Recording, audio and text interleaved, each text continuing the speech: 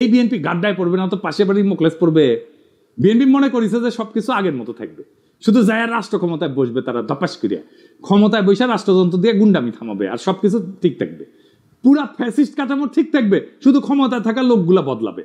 তাইলে তো তাকে আওয়ামী লীগ হয়ে দেশ চালাইতে হবে। পুরা রাষ্ট্র কেমনে চলবে এটা তো হাসিনার ইন্ডিয়া বসে ঠিক করেছে, সেভাবে বানাইছে সবকিছু। সেটা ঠিক রেখা বিএনপি তার মতো দেশ চালাইতে পারবে না? পারবে না। বিএনপিকে এই রাষ্ট্রকে র্যাডিক্যালি বদলানোর চিন্তা করতে হবে। এই বিএনপির 31 দফা অতি দুর্বল রাজনৈতিক কর্মসূচি। আমি শুধু কয়েকটা দেখাইছি, পুরাটা ইচ্ছা করে মায়া করে দেখাই নাই, উচ্চ কক্ষ নিয়ে দেখাইছি না। এত দুর্বল, আপনাদের চিন্তাই ঠিক নাই, আপনাদের রাষ্ট্র নিয়ে সিরিয়াস কোনো চিন্তা নাই, আপনারা ক্রিটিসিজম ইন্টেলেকচুয়ালি ডিফেন্ড করতে পারেন না, গালাগালিতে নামায় দেন কর্মীদেরকে। আমি বলতেছি পারবেন না। এইভাবে পারলে হাসিনাই ক্ষমতায় থাকতো। হাসিনার একটা বিশাল ইন্টেলেকচুয়াল বাহিনী ছিল, ইন্ডিয়ান ইন্টেলিজেন্সিয়ার ফুল সাপোর্ট ছিল। আপনার কিছু নাই, বাস্তবিকই কিছু নাই। দেখাই দিলাম হাতে নাতে। আপনাদের রাষ্ট্রচিন্তকদের আমার সাথে ডিবেটে বসাই দিয়েন, 5 মিনিটে রণে ভঙ্গে দিবে, টিকতেই পারবে না কোনো আলোচনায়। এটা অহংকার না, এটা রিয়েলিটি। মেনে নেন এই রিয়েলিটি। শেখ মুজিব কইছিল না শরদ্দীর বদিগার, রিয়েলিটি মেনে নাও ভুট্টোরে। আপনাদের রিয়েলিটি মেনে নিতে হবে। তাহলে বিএনপির কি করা দরকার? আমি বিএনপি করলে আমার বিপুল কর্মী বাহিনীর কর্মসংস্থানের জন্য কাজ করতাম। আমি প্রফেসর ইউনূসের সাথে বসে বলতাম, স্যার আমার 1 কোটি কর্মী আছে, এদের কাজ দিতে হবে, বুদ্ধি দেন, সাহায্য করেন। এদের লিস্ট করতাম, অর্গানাইজ করতাম, ট্রেন করতাম, ফান্ড জোগাড় করে দিতাম। তারপর এসএমই স্মল মিডিয়াম এন্টারপ্রাইজে কাজে লাগাই দিতাম। এরা চান্দাবাজি করে, কারণ কাজ নাই। কাজে ঢুকাই দিতেন, সবকিছু বন্ধ হয়ে যেত, দেশেরও উপকার হইতো। আমি মনে করি এমনকি তারেক রহমানের একটা ফুল টাইম জব থাকা উচিত, উপার্জনের উপায় থাকা উচিত। ব্যবসা না, চাকরি। চাকরির অভিজ্ঞতা ছাড়া আপনি পৃথিবীতে আপনার ইউজফুলনেস প্রতিষ্ঠা করতে পারবেন না। উনি যখন রাষ্ট্র ক্ষমতায় যাবেন তখন সেটা বাদ দিবেন।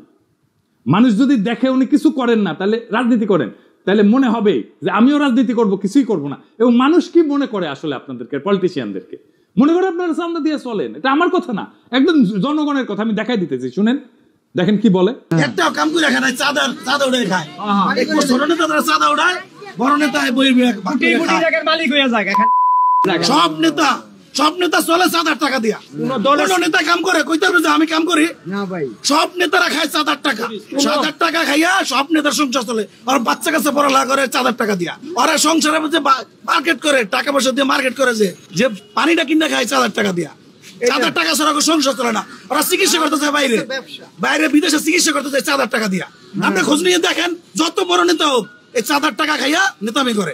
প্রত্যেকটা নেতা 7-8 টাকা খায়, প্রত্যেকটা কর্মী 7-8 টাকা খায়। কোন দলে সাদাবাজ থাকবো না বাংলাদেশে। 7-8 টাকা খাইয়া এরা রাজনীতি করে। এখন চাঁদা বন্ধ হইলে রাজনীতি কেউ করবে না। চাঁদা বন্ধ হয়ে গেলে রাজনীতি কেউ করবে না। যে ধান্দা নাই, রাজনীতি করবো কেন? কাম করে খাই। চাঁদাবাজি আছে জড়িত, আপনি খোঁজ নিয়ে দেখেন ভালো মতন। দেখেছেন, রেসপেক্ট করে না তো পলিটিশিয়ানদেরকে। কেন করে না? কারণ আপনাদের মনে করে আপনারা চান্দা দিয়ে চলেন। বিএনপি এখন একটা সন্ধিক্ষণে দাঁড়ায় আছে। সামনে 2টা পথ, একটা আত্মধ্বংসের আর একটা নবজন্মের। আপনি যদি রাজনৈতিক দল হিসেবে জনগণের কাছে ফিরে আসতে চান, তাহলে এই মুহূর্তে আত্মসমালোচনা, কাঠামোগত সংস্কার এবং র্যাডিক্যাল চিন্তার সাহস দেখাইতে হবে। বিএনপি যদি ভাবে তার পুরনো কাছে ফিরে গিয়ে ক্ষমতা ফিরে আসবে, তার দিবা স্বপ্নের বেশি কিছু না। এদেশের জনগণ নতুন কিছু চায়, নতুন রাজনৈতিক কল্পনা, নতুন নৈতিক নেতৃত্ব, নতুন র্যাডিক্যাল চিন্তা। যারাই নতুন চিন্তাকে ধারণ করবে তারাই ভবিষ্যতের নেতৃত্ব দেবে। একজন প্রকৃত রাজনৈতিক নেতা শুধু বক্তৃতা দেন না, কর্মীদের কাজ দেন। শুধু ভীষণ দেন না, সেই ভীষণ বাস্তবায়নের গাইডলাইনও দেন। যদি আপনার দলের কর্মীরা আজকে হুজুগে চান্দাবাজে পরিণত হয়ে থাকে, তাহলে তার দায় নেতৃত্বকেই নিতে হবে। তারেক রহমানের উচিত এখনই জব হোল্ডারদের মতো আচরণ শুরু করা। তাকে একজন ওয়ার্কিং স্টেটসম্যান হতে হবে, শুধু প্রবাসী ভবিষ্যৎ প্রধানমন্ত্রী না। বিএনপির সামনে এখন 3টা বড় কাজ: নিজের কর্মী বাহিনীকে প্রশিক্ষণ দিয়ে উৎপাদনমুখী কাজে লাগানো, র্যাডিক্যাল স্টেট রিফর্ম পরিকল্পনা নিয়ে জনগণের সামনে হাজির হওয়া, আর 3 নাম্বার দলে থাকা ডিজিএফআর চাঁদা খাওয়া, রয়ের টাকা খাওয়া, নব্য দালাল, বেকার, অনলাইন কুতুবদের চিন্তাহীন দৌরাত্ম্য থামানো।